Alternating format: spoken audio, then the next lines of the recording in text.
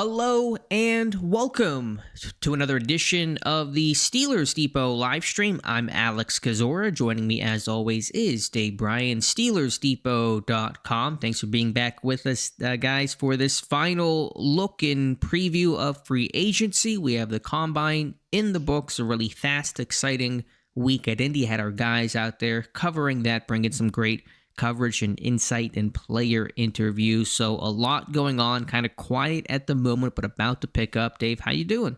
All right. Happy, Monday, and happy month of March to everybody tuning in this evening. And getting ready for the legal tampering period to begin, I guess, this time next week. That will be underway there. And then obviously the start of the new league year a couple of days later, and then right into this thing, right? Where did the month of February go? Seemed like just yesterday we're watching the Super Bowl, and then here we are already coming out of the Combine, already have the All-Star games behind us, and trying to dive deeper into some of these prospects before we get to the end of April. So happy Monday, and time to get after it. Month went as fast as a 40 at Indy, the fastest Combine ever, although as you pointed out, mostly because the fast guys ran and the slow guys opted not to run at the Combine. I think it was the lowest number of guys who ran the 40 ever in Combine history, beating last year's mark of the fewest participants. So unfortunately, that trend will probably continue. Dave and I here till 8 p.m. Eastern time, answering as many of your Steelers questions as possible. If you guys could like this video, subscribe to the channel, check out the site, SteelersDepot.com. Would really appreciate that. Still want to do a video on Joey Porter Jr. for the channel and for the site. Just have not gotten around to that. So that is on my to-do list. If you want a guarantee of your question being asked and answered by Dave and myself, you can send us a super chat. No obligation to do so. We appreciate them, though, all the same. Let's dive on in, Dave. We'll start with our friend John Pennington, who says, "Hello, Dave and Alex. Terry Bradshaw went 4-9 in his rookie season, then 6-8. Rodgers went 10-6 last season. If Howard, of course, went 10-6, would you still be looking for a franchise quarterback? If so, what is a franchise quarterback in your eyes?" So Dave, I'll let you start this one off. Hypothetically, Howard starts. They have a 10-6, let's call it 10-7 to put it to the 17-game season. If that's the record under Howard, how do you feel about it? And then what is a franchise quarterback?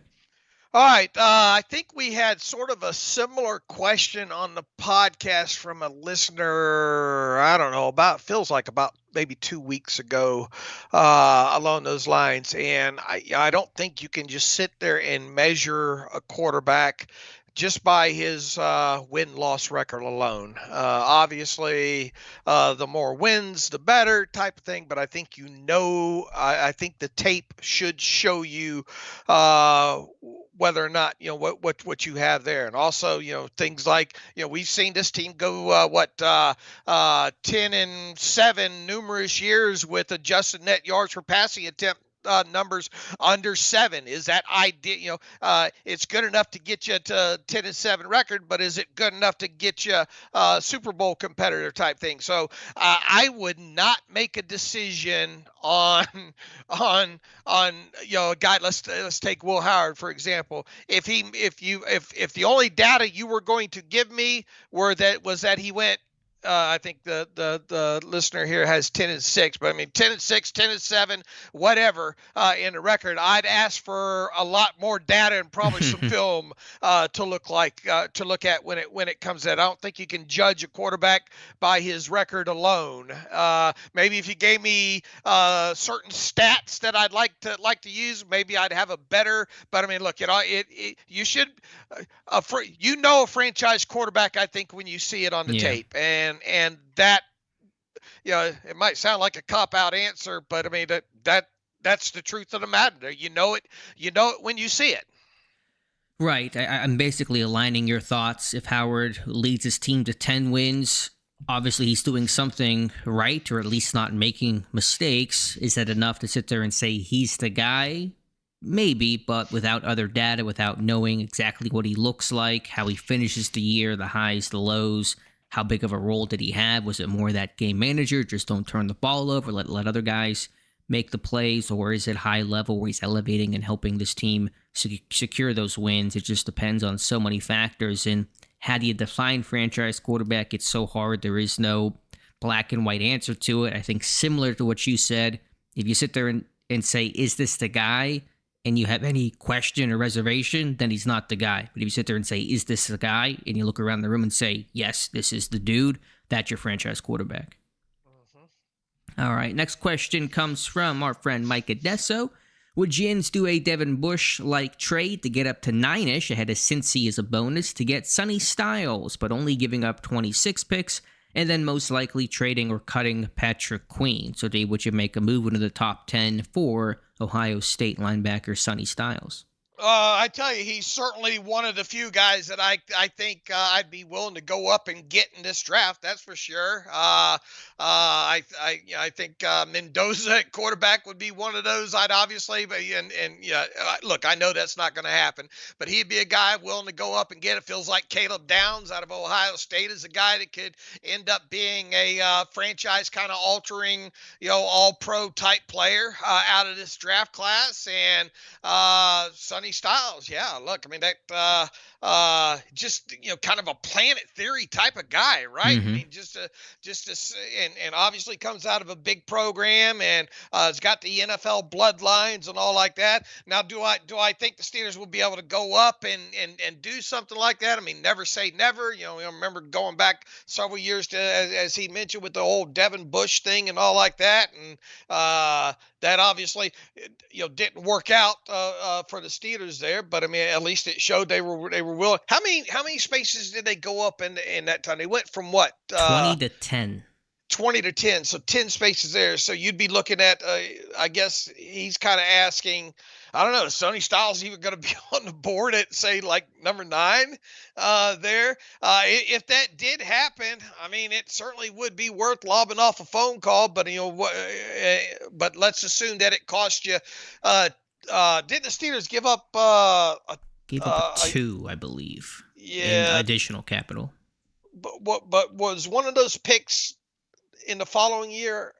I don't remember with Denver. What was that deal look like? You remember? I think there was a pick in the current year, because remember Colbert saying they wanted to have at least one pick on day 2, which they did, and then maybe something the year after. I'm sure somebody in the chat can refresh our memory on the details, but it certainly was a pretty good cost to go up with. I think it was, like you said, Denver.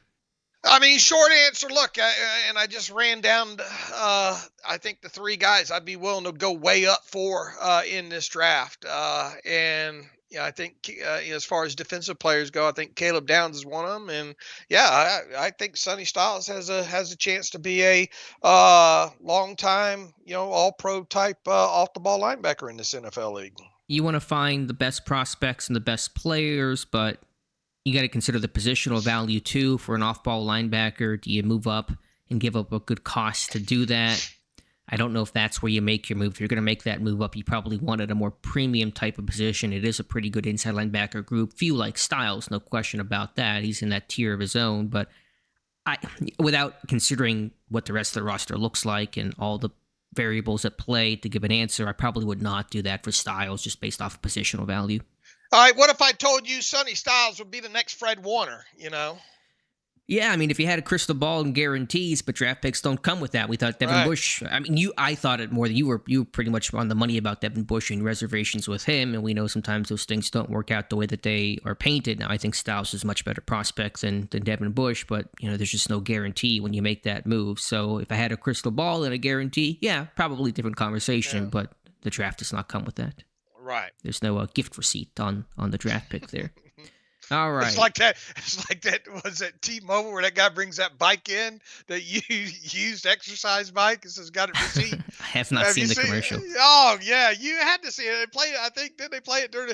They're all over the place. I don't see how you miss those. But I just know the combine plays those really Verizon. Maybe it's a Verizon. I don't even know what phone company it is. Maybe somebody in the chat. When they bring in the one lady brings in the old TV and wants the upgraded TV, and the other guy brings his old used car. I'm wasting a lot of time here, but anyway, no receipts and no money back on the draft picks. This feels like a Vegas specific pawn shop kind of commercial. I don't know if they're playing it out here in PA. All these people have seen it in here. I know they have. All right, chat. Let us know. We're putting the chat hard at work. I just saw the combine plays. There's really sad PSAs about don't text and drive. Don't buzz driving. I'm just like, dude, I just want to enjoy the 40s. Don't make me sad about some kid getting hit by some teenager texting and driving. So that's my That's my commercial watching these days. All right, next question comes from Bryan Tolini. Says that the Steelers are concerned with the availability of Broderick Jones for at least 2026. How do you think they approach the position in regard to free agency and the draft? How much faith in Cook? Good question, Brian. Dave and I discussed this a lot in today's podcast. You guys can check out wherever you listen to your podcast. I think you got to find a veteran. Either it's re-signing Andres Pete, signing mid to lower tier veteran in free agency. Justin School is the name I suggested of the Vikings, the connection with OC Brian Angelico, and you probably have then the vet and Cook battle it out for a spot in training camp at left tackle. Yeah, we did talk a little bit. We went down that rabbit hole this morning here, coming off of the Calvin Anderson expected release and the news about Broderick Jones. And look, I mean, we don't know how serious.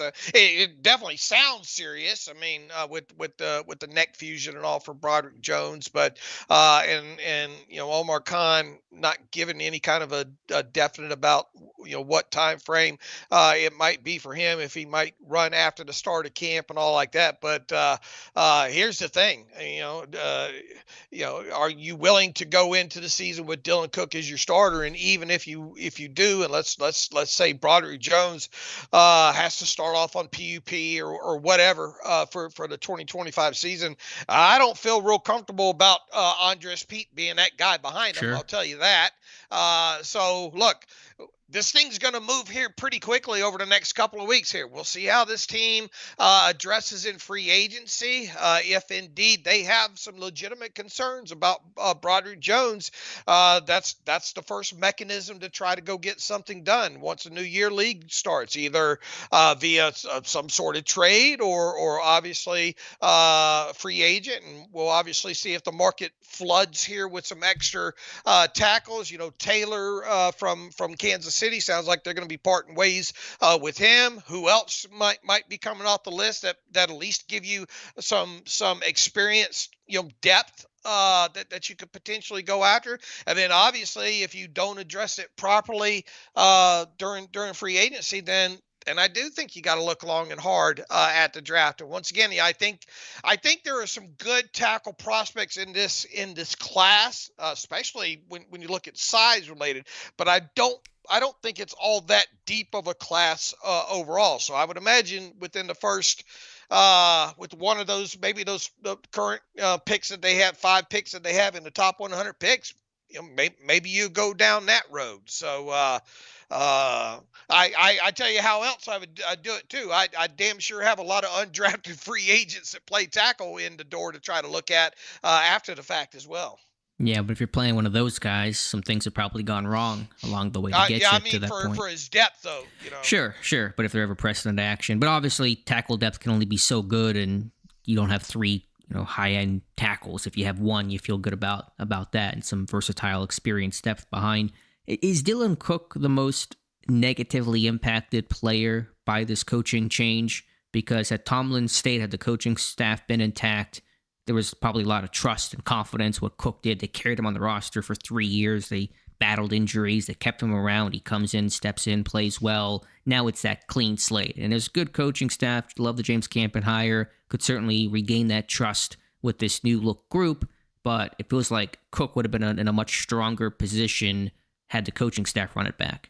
Yeah, I understand that, but Omar Khan at least was there. So, he's obviously got to go through the Cook experience the last several years. But there is the whole thing, too, about the whole pedigree aspect. But this is the same team that rode with Alejandro Villanueva for how many seasons, as well, too. So I know, once again, you're rolling this back to Tomlin here.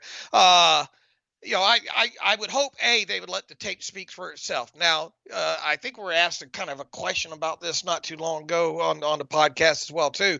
How much did the old quick release time of Aaron Rodgers and all like that, how much did we actually get to see of any of that line pass protecting for a long period of time? And I get that aspect, but all you can do is what you're asked to do. And for the string of games that Dylan Cook was a starter at left tackle, I thought he represented himself well. But I get where you're going about the coaching change.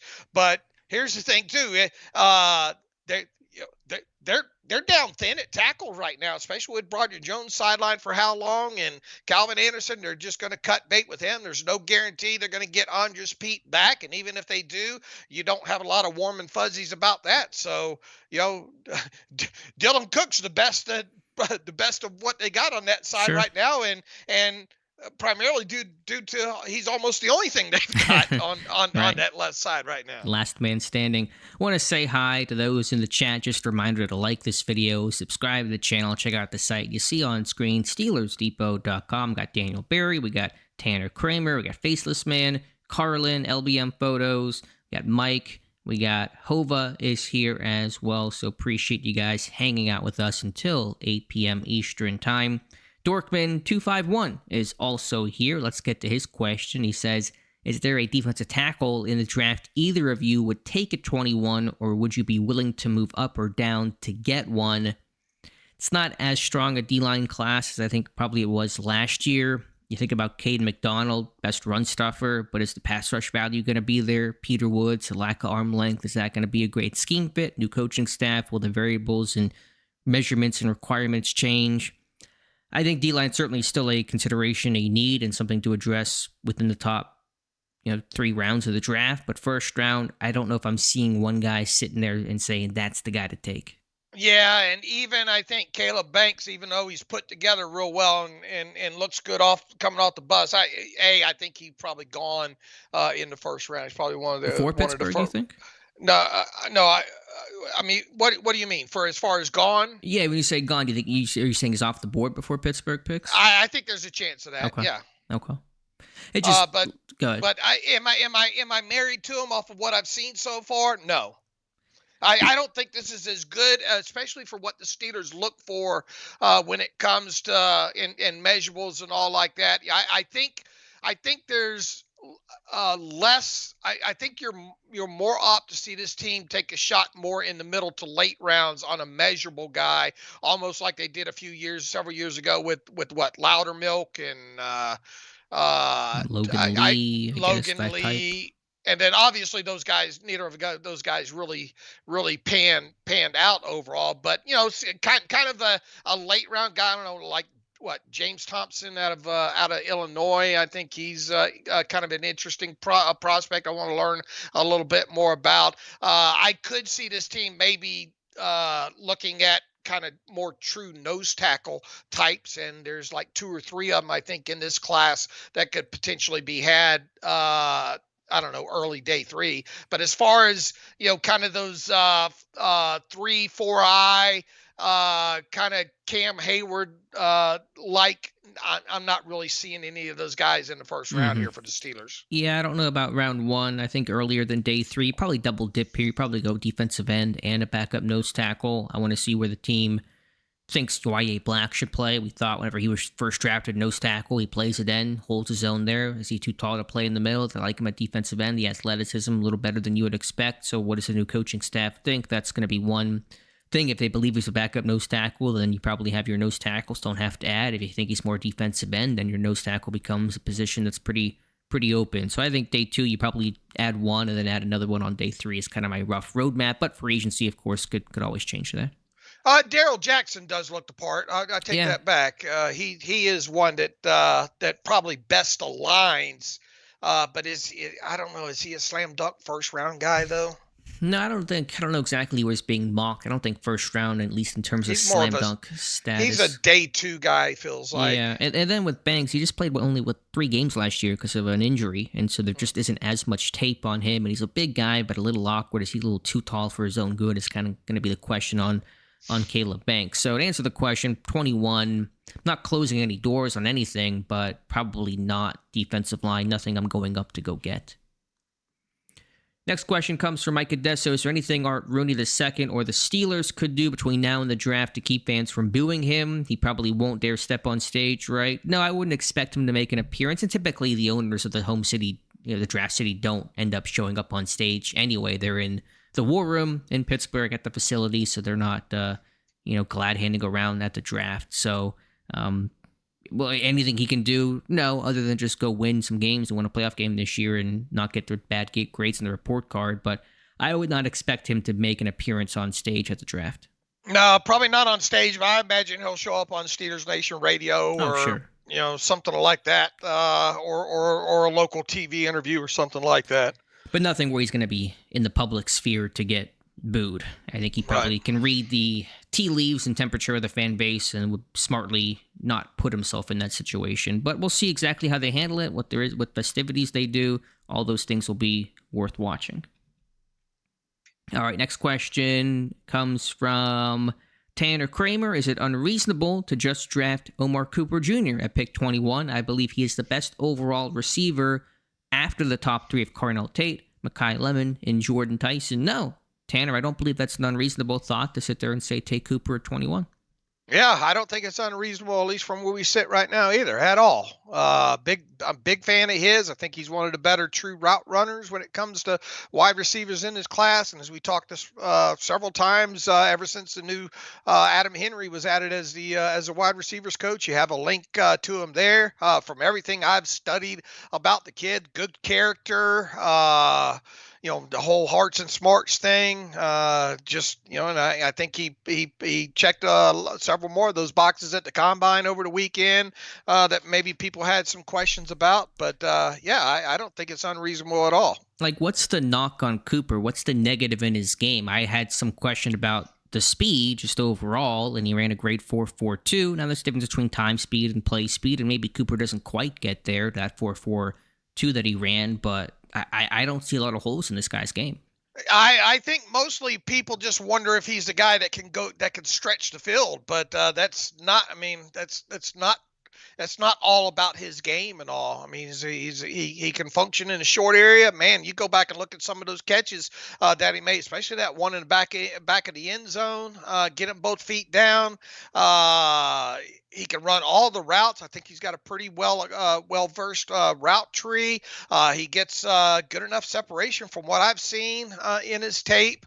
He's still, I think fairly young overall, and I think still can be developed and all. So I really think one of the bigger knocks on him just might be, does he have that top end gear? And the Steelers need a route runner. They need a guy that can separate in all areas. They don't need it. Especially as long as Aaron Rodgers is going to be here. If that's one more season, they need a guy that can get open up underneath in that 5 to 7 to 8 yard category. Yeah, no question. I think maybe just the general question and concern on Cooper is he a true quote unquote number one, a true alpha type of guy that you run your entire pass game through? And maybe there's some question about Cooper's ability to kind of be that guy. Like, is he a freaky type of dude that's a, Metcalf trait where there's a rare trait that most other guys don't have? And maybe there's a lot of very good stuff with Cooper, but what is the elite trait? I think the route running is really good. So I guess maybe that's the concern, but there's just so much good there with Cooper that it's hard to really fault him too much for it. Right. All right, good question, Tanner. Appreciate that. Faceless Man 5362 says, what are the chances Broderick Jones retires during his neck fusion recovery? We just don't know. We don't have that information. Hopefully it does not get to that point. We've seen a lot of guys with that type of injury come back, including Asante Samuel Jr., but some have retired too, including Ryan Watts. So we've kind of seen it both ends for Pittsburgh. Maybe, I don't know when we'll get our next update.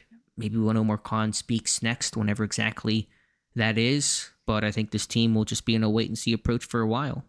Yeah, I would guess maybe, let's see, what's next? Spring? Get the owners' meetings coming at up. the owners' meetings and all like that and all. But even so, he's probably going to give kind of, because not that much time will have expired since the combine and Omar Khan. Look, I mean, it's anybody's guess right now.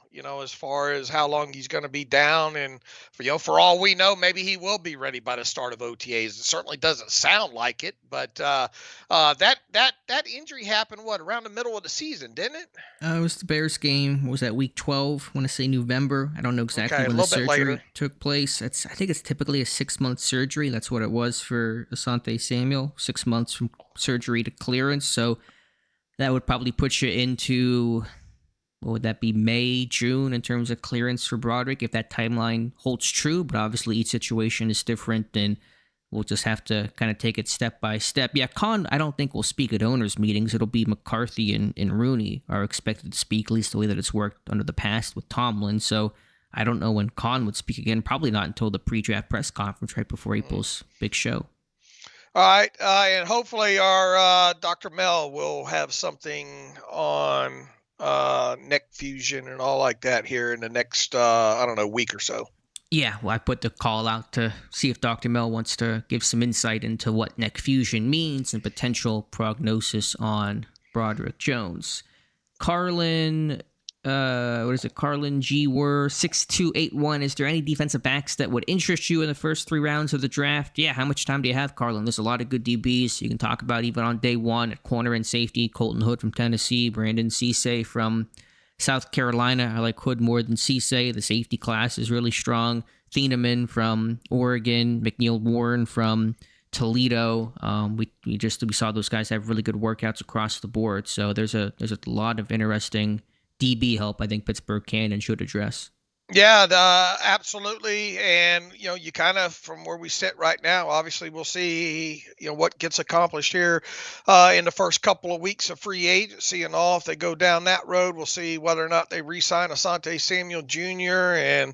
But I think one of the most enlightening things for me over the course of the combine was getting a better feel for both the off the ball linebacker group and the safety class. And those classes at those positions look stronger than they've looked in the last several years. So, I think this team can come away with a good corner and a good safety in the first 4 rounds of this draft, and I expect them to, because there is a good. I mean, heck, you got a guy like Trey Stukes out of Arizona. That's kind of, people kind of wonder what he is kind of positionally, but he's an experienced guy coming out.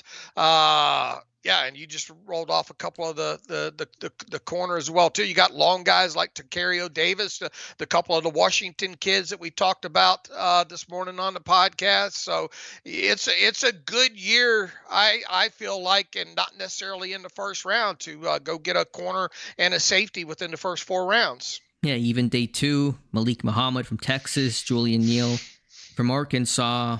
I mean, there's a bunch of names you could probably consider. Dalen Everett from Georgia. As you mentioned, the Washington kids, Davis and Price Soccer, interesting, that really had strong workouts. And then just to click over, you guys see our tracker up on screen that we tabulated over the course of the weekend. When they're talking Kamari Ramsey, day 2, Wheatley from Penn State, potential day 2 type of pick. I mean, who else on this list? Dave Kilgore from South Carolina, going to get some Eman Wari vibes, being teammates with him and his build and his body type. Bud Clark, Fitzgerald from USC, just a bunch of guys here to consider. Mm-hmm. All right, let me go back to the homepage here and go to our next question. Dave and I are here until top of the hour. We got LBM Photos. How would you all rank order the method of the Steelers acquiring a young quarterback, free agency, draft, trade, and Howard? Not quite sure how to take that question if you're talking more big picture or this year. You look at it all, but I think the bottom line is still the teams that have the most success are getting those first-round quarterbacks. There are other ways to do it. We just saw Sam Darnold win a Super Bowl, a first-rounder himself, formerly of the Jets, and a bunch of other teams, but I still think the path to finding that long-term answer is that first-round quarterback. Yeah, I would agree with that. I don't know how many more years are we going to go with these retreads. And look, it's not. I think what Sam Darnold accomplished is great, but also too, he's got first round pedigree with him and right system. You saw him come back alive during his time in Minnesota there, and but I mean, ideally you're going to get this probably with a pick within the top 10 picks of a first round of a draft, period. Yeah, and I know some sit there and say that Pittsburgh will never be in a position to get that first-round quarterback because they tread water and they win 9-10 games and they're picking in the late teens, early 20s, and it certainly is harder than if you win 3 games and you're picking first or third overall, but I always maintain the point about the Buffalo Bills, the Kansas City Chiefs, and the Baltimore Ravens all had winning records the year before they acquired Josh Allen, Patrick Mahomes, Lamar Jackson. They made aggressive trade-ups to get those guys. Pittsburgh will have to do the same. So is that this year? Not looking like this year. That will give Will Howard a chance to go out there and maybe state his case at some point, or at least battle for the backup spot. So I'm not punting on Will Howard entirely, but I just recognize the odds tell me that first round is the way to go, which is certainly no guarantee, but it just seems like the best way to attack this thing. Right. I agree. All right. Faceless Man asks, any players currently on the roster that you think might be draft day trade-up packages? Pat, we talked about potential trade guys and just don't have many names that make sense. Where are you deep at? Where can you subtract? Be the edge group and one of those guys if you're going to talk anybody, but I still find that pretty unlikely. Right. I don't think Fryermuth's going to get moved. I know there was who was it, Dulac or somebody? DeFabo that said they've been fielding calls on Pat Fryermuth, and I just don't see them moving on from him. And even though I think there's one potential guy that if anybody got moved as part of kind of a trade draft day package whatsoever, they're the one guy I think that could potentially be, and I'm not advocating for it.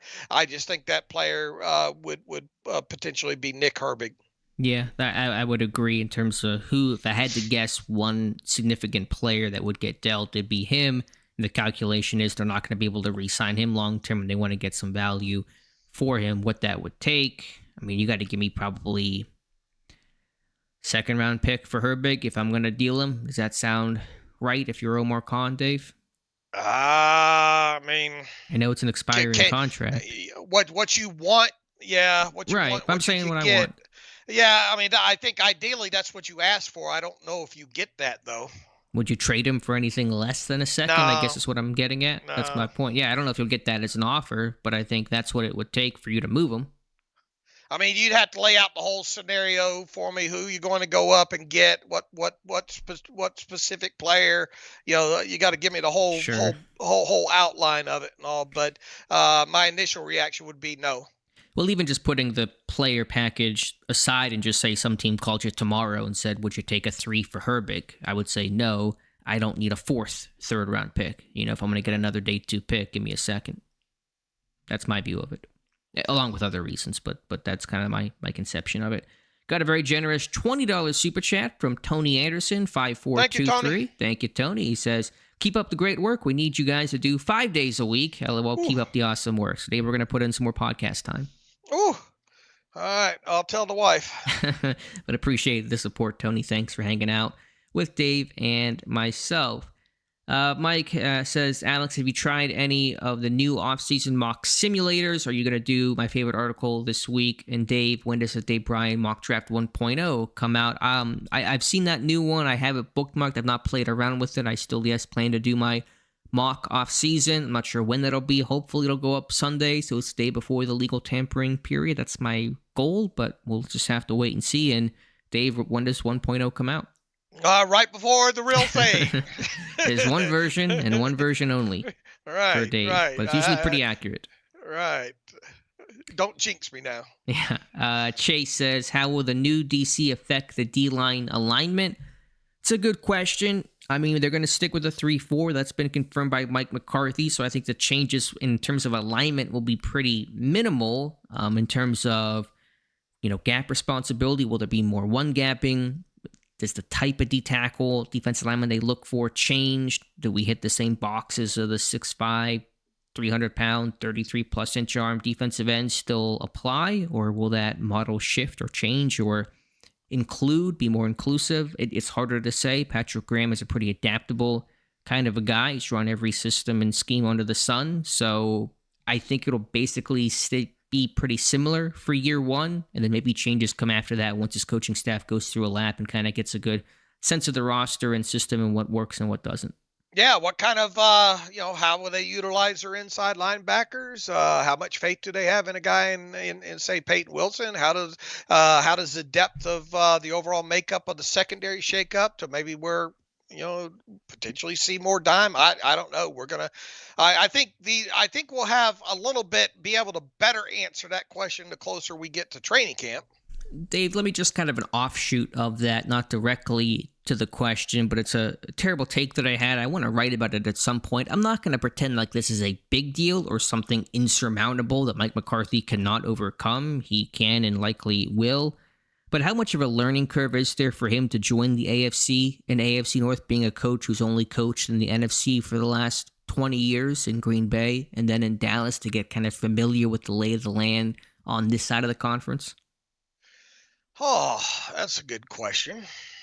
Obviously, he's played the cold weather aspect of it all those years in Green Bay, and the importance of being able to later on but he also had the luxury of having a guy like Aaron Rodgers in his prime for a lot of that as well too. So that gives you quite the fallback type situation there. So yeah, I and plus also kind of the mantra of, especially playing in the AFC North, and the forever thought that you've got to be able to run the ball better than everybody else in the conference. How much will that play into it? And obviously, this team has invested a lot in the offensive line over the last couple of drafts, and potentially will address it even more in this draft and all. So I don't have a great answer to that, other than to say that at least he has coached in, up in cold area, and having to play in Green Bay and Chicago in particular, later on in the season. So kind of accustomed to that and everything that goes into having to make long runs in the playoffs, specifically if you do have some home games. Yeah, I think my question is less about the weather, and it's just, this is how the other teams think and operate, and the history and background and philosophy that I think McCarthy will have to adjust to. I mean, I know that he's coming from the NFC. He has experience in the NFC North, which is similar to the AFC North, the cold weather, the legacy, storied franchises. So there are those things to track. But just in terms of, how do the Ravens think? How do they operate? What are they trying to do on a weekly basis? What is their path to winning the division? Same with the other teams, the Browns and the Bengals. And I know that obviously the Ravens and Browns have new head coaches too, so there's a lot of new there. But Jesse Minter, coach in the AFC North, coach in Baltimore, knows it well. Todd Monken in Cleveland, just coming over from Baltimore, knows the AFC North well. So they already kind of know how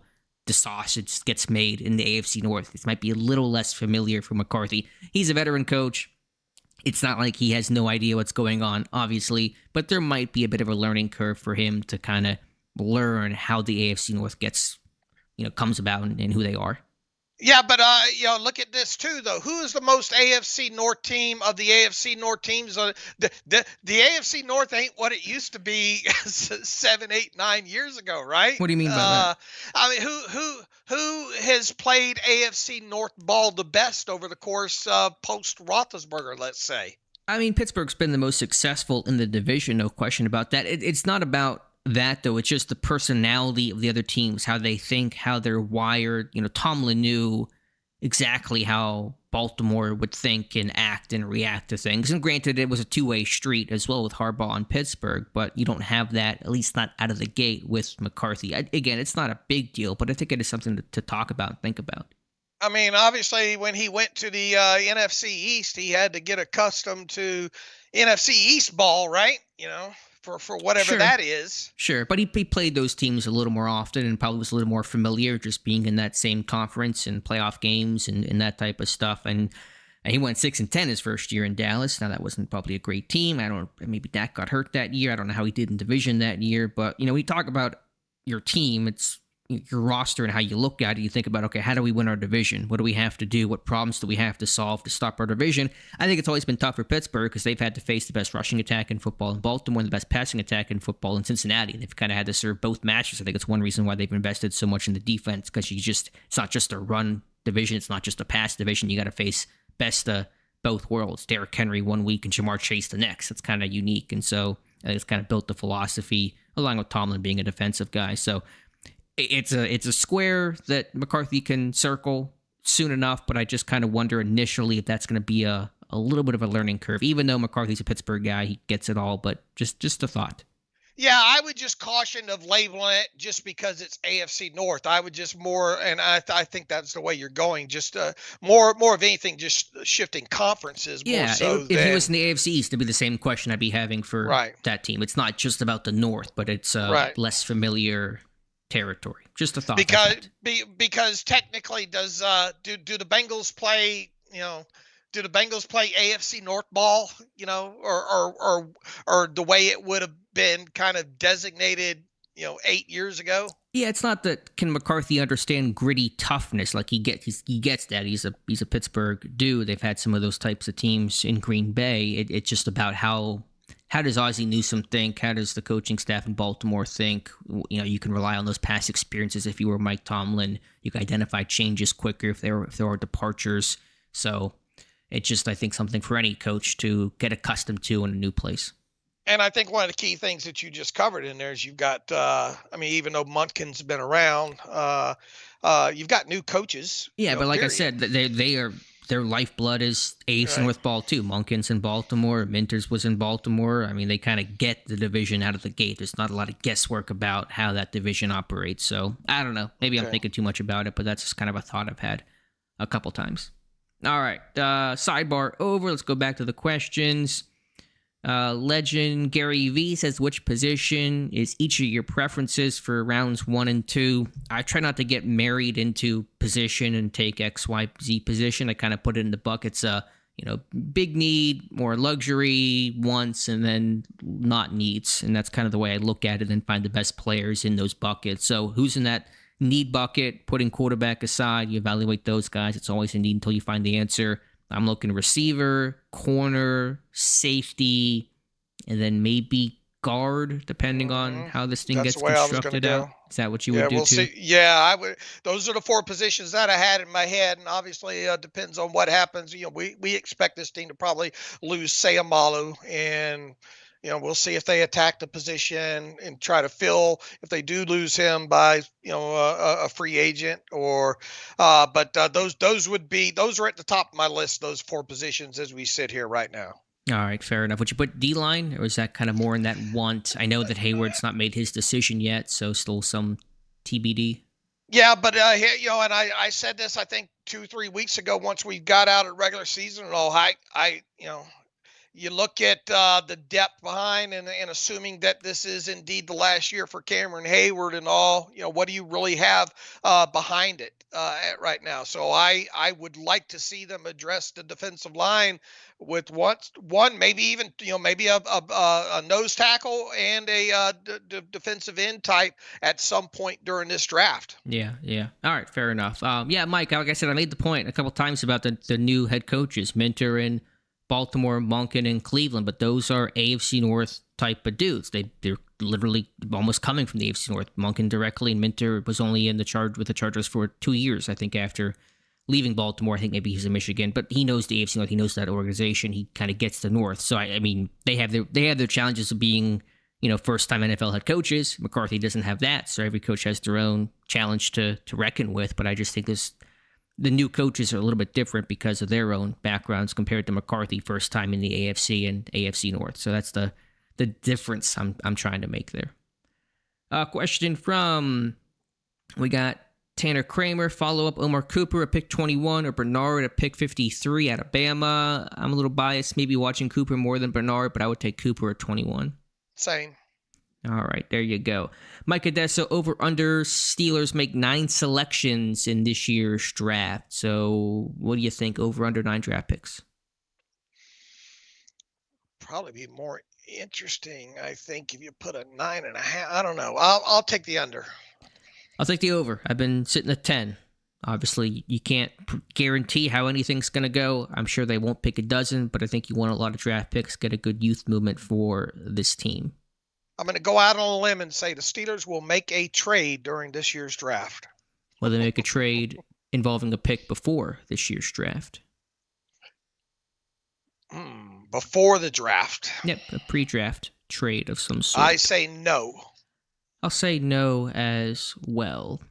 All right, John Pennington, what offensive scheme will McCarthy run in Pittsburgh, and do you think he has the players to make it work? I mean, he's coming up through the West Coast system. It's kind of the background, but he's been coaching long enough to do things different ways, so more 11 personnel, a little more timing-based routes, just kind of some of the hallmarks of the West Coast. Good play action, game a lot of keepers, merry run action in pass games, so it's kind of the very loose definition of a Mike McCarthy-based offense. Agreed. And his mantra is, you got to do what it takes to make the quarterback successful, which I know sounds trite, but it is a phrase McCarthy has lived by for a long time. So make the quarterback successful, do things that benefit him. If you can do that, you're going to be in a good place. And McCarthy does have a good track record of that. You better deliver some explosive plays, too. Pittsburgh needs it. Mike Odessa, would you rather trade a 2026 fourth for Anthony Richardson or use a fourth on Drew Aller or Taylon Green, or none of the above? I'm not trading for Richardson with that. With what I've seen on tape and what that contract is right now, because I think if you trade for him, and assuming that the Colts are not going to eat any of that of his salary and all, even though the 5th-year option yada yada travels with him, I'm not worried about that. If I traded for him, especially if Aaron Rodgers comes back, it's with the idea that hopefully no backup quarterback has to see the field at that point. So no scenario for me that involves getting Anthony Richards via a trade. Period. Is he in the last year of his rookie deal, 5th-year option aside? Is he in the 4th year of his contract or the 3rd? Can somebody look that up? Is he 3rd or 4th year? I know, it feels like time just sort of runs together. Is he going into his 3rd year? I think he's going into his 3rd year. But no, he's going into his 4th year, believe it or not. 4th year. Where is time gone? Jesus. I know. And then plus you would have to, because of that, and because of the 5th-year option traveling, you would have to turn around and make a decision on the 5th-year option. You would obviously decline it, right? So, yeah, that's not an issue. But then, then you're looking about, if you traded for it and you had and it's a fully guaranteed $5.385 million salary and all, and he might not even get on the field. You might have a situation where you never see him, much in the same way that you had the draft pick last year and Will Howard and never saw him. So I would take whatever, what do you say, Aller or something like that? Yeah, Taylon Green. I'd be more apt for Aller than I would Taylon Green for whatever that's worth. But there's nothing anybody can say would get me to trade really anything for that contract of Anthony Richardson. Now, obviously, because he's got they're going to have to do something with him. Well, the roster bonus for Richardson's not due until August 1st there. So, but even so, you're going to have to make a decision. Are you going to really give up anything of substance for him and then keep him and not play him and pay him $5.3 million and then him turn around and be a free agent after the season? So that's the issue, the expiring contract part, or you want a rookie for 4 years, a cheap team control. I get the thought of Richardson because I think if you're going to take a flyer on one of these young developmental quarterbacks, take somebody with big upside, like bet on traits and bet on McCarthy for developing him. That's why you hired McCarthy in the first place. But the contract with Richardson on the expiring deal, because his option obviously will be declined. Like you say, he just might not see the field, and then he goes somewhere else, and you just kind of lose out on the chance to develop. So I just couldn't justify Richardson. But if you're going to draft a 3rd, 4th round quarterback, don't give me he might be a good backup one day quarterback, the high floor, low ceiling, which kind of means nothing to begin with. Like, I want to bet on traits. I want to bet on a guy that's a boom bust prospect and believe my hire Mike McCarthy and the coaching staff assembled can get this guy to develop. Like, I'm betting on traits if you're going to take that kind of 3rd, 4th round flyer. So that puts you in the Aller Nussmeier category, probably. Well, I don't even think Nussmeier has that giant upside. Like, I think he's more the safer, and I hate that term for the draft because it means so little and gets used. It's such a tired term, but like it'd be more in the Aller camp, and I'm not really sold on Aller, but it might be Taylon Green, who has a bunch of traits and super athlete.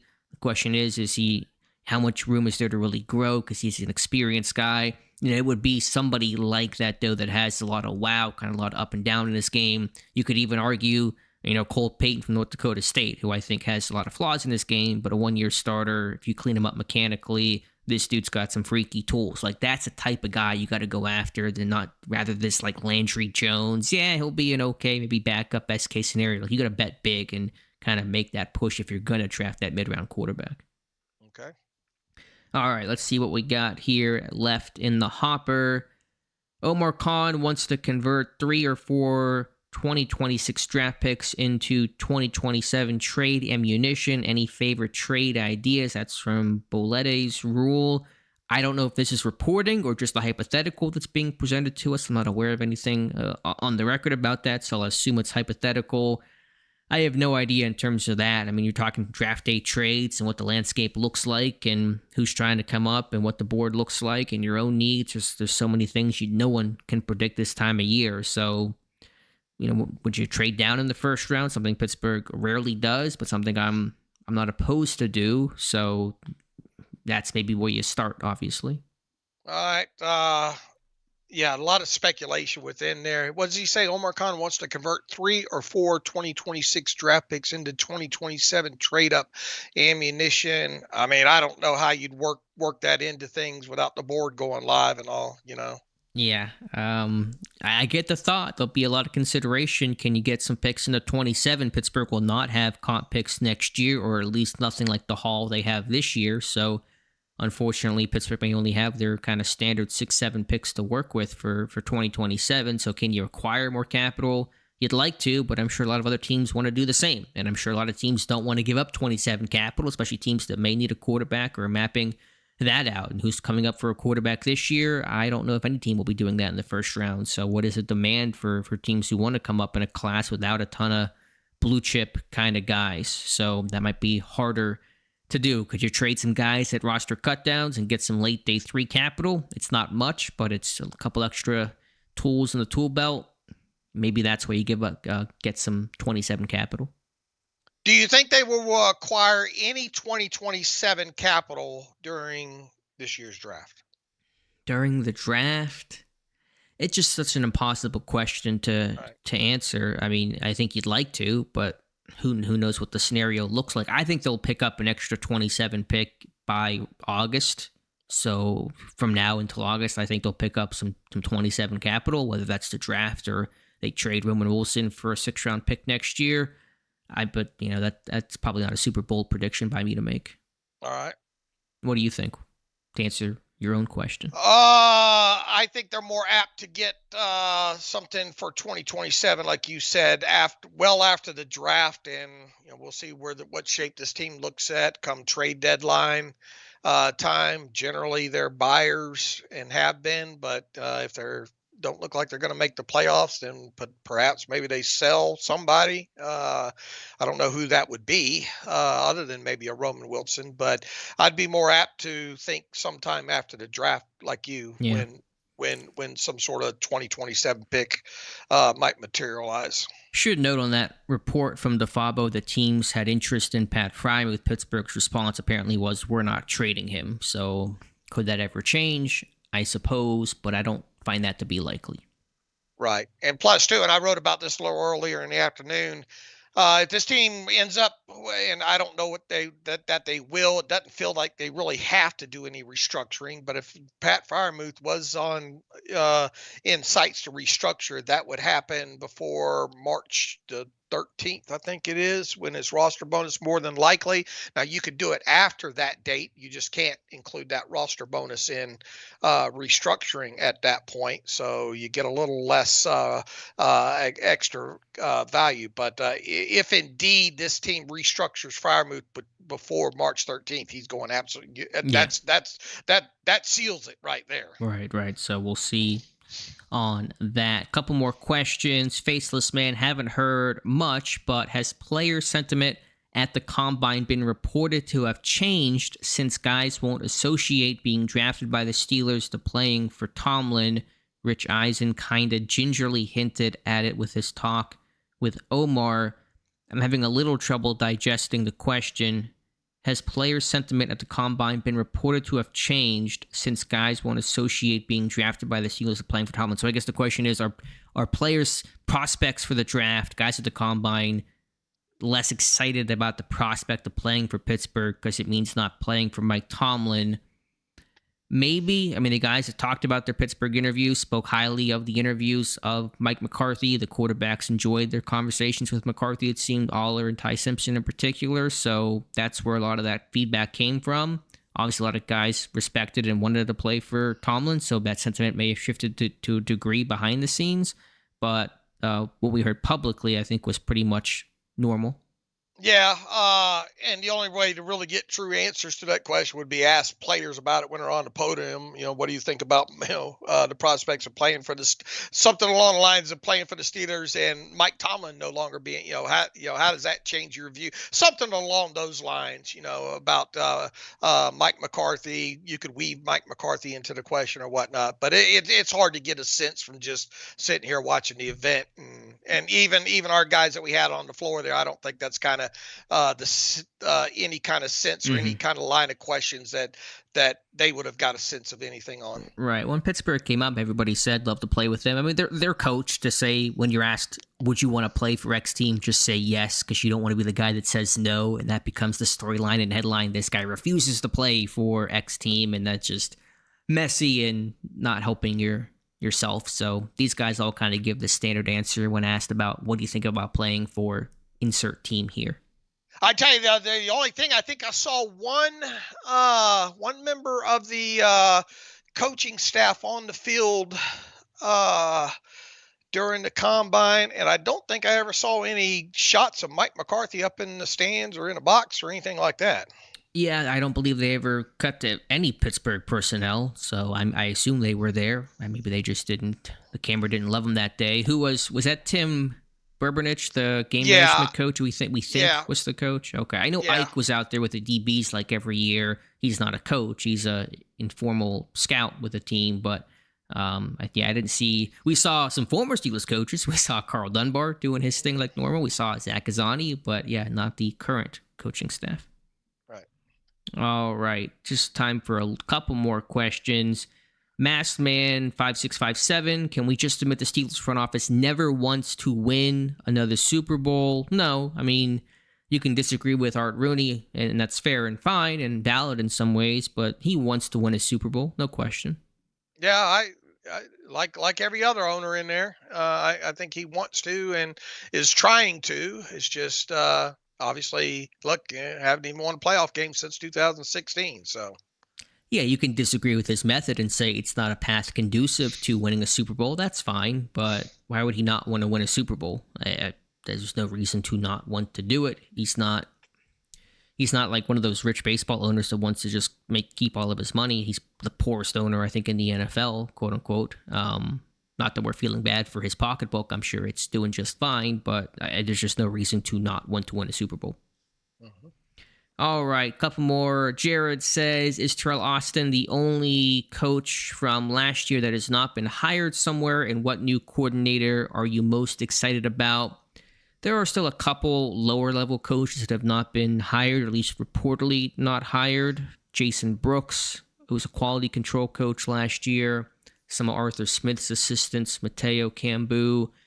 Isaac Williams, the assistant O-line coach, to my knowledge, has not been hired anywhere, but Austin is by far the most notable name to not land a job. Mm-hmm. And is he asking which of the coaches were most, or coordinators that we're most excited about? Coordinators, but you can apply it to all coaches. Who is your favorite new hire, Dave? Campen's right up there on the offensive line for me, I think. Yeah, me too. Which coordinator are you more excited about to take this question? Patrick Graham. Yeah. Although I like what I learned about Angelico. I know his role, quote unquote, is less impactful because of McCarthy's presence calling the plays, but Angelico's going to have a big role to play, and he's a pretty well-respected vet. But yeah, I would go Patrick Graham too. Okay. And Mike Adesso says, call your shot. The Steelers' first free agent signing will be ... Make sure that we'll call it external, not a re-signing. Who is the first outside free agent Pittsburgh will sign? All right, just a shot in the dark, just for shits and grins, as they like to say, just because you got to put something out there on paper. I'll say Romeo Doubs. Ooh, I like it. I'm thinking receiver too. You're thinking stars. I'm thinking Moon, although Doubs is certainly attainable. Is it Doubs or Dobbs? I always say the other. I just say the different pronunciation each time. Is it Dobbs or Dobbs? I've always said it Dobbs. I'm going to have to look that up. We're going to have to get familiar. Hopefully they sign him so we can confirm that. I will say another receiver, Jalen Naylor from Minnesota, reunites with Bryan Angelico. Okay.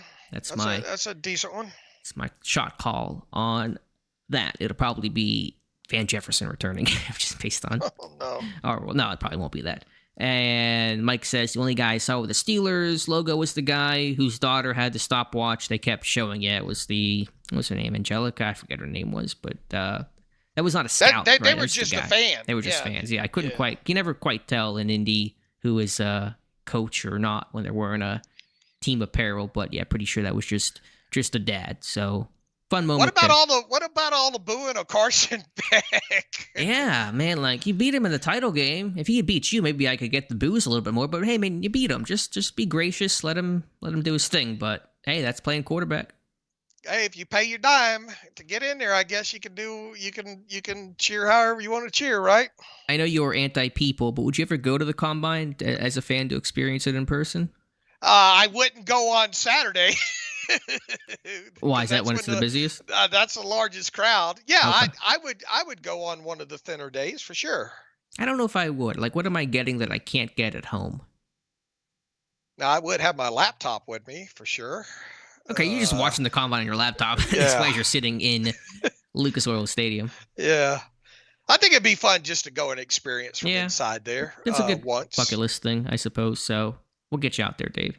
But I definitely would not go on the busy. I don't like being around throngs of people anyway. You know, I don't like crowds. I'd much rather do everything right from my computer and televisions. Do you get a seating assignment? I know you don't have free roam. You're in the upper bowl, I think, or away from the scouts. But do you get like a ticket, like you got to go to this seat, or is it kind of just general admission to this section?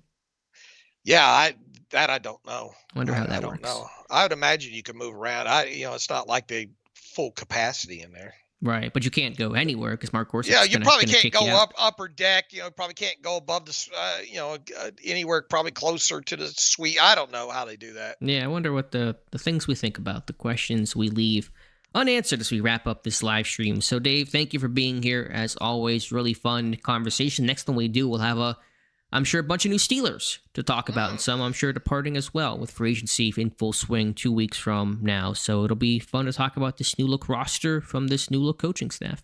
All right. Thank you for everybody that showed up. Alex, thanks for putting this on. I'll have a salary cap update here in a couple of days. Now that we have the salary cap number, we know what some of these PP proven performance escalator numbers are. We'll see what happens with Calvin Anderson. If that's official in the next few days, we'll find out if guys like Jonnu Smith and Malik Harrison survive it to the start of the new league year. So we'll get all that out there. And obviously, once the news starts coming a week from today, when the tampering period opens up, anything related to either big free agents or anything the Steelers or inside the North, obviously we'll be writing about. And as Alex said, we'll be back 2 weeks from tonight, and free agency will be underway, and we'll have a lot of different things to talk about, hopefully. Looking forward to it. So thank you guys so much. Peace and love, everybody. Thank you for coming tonight.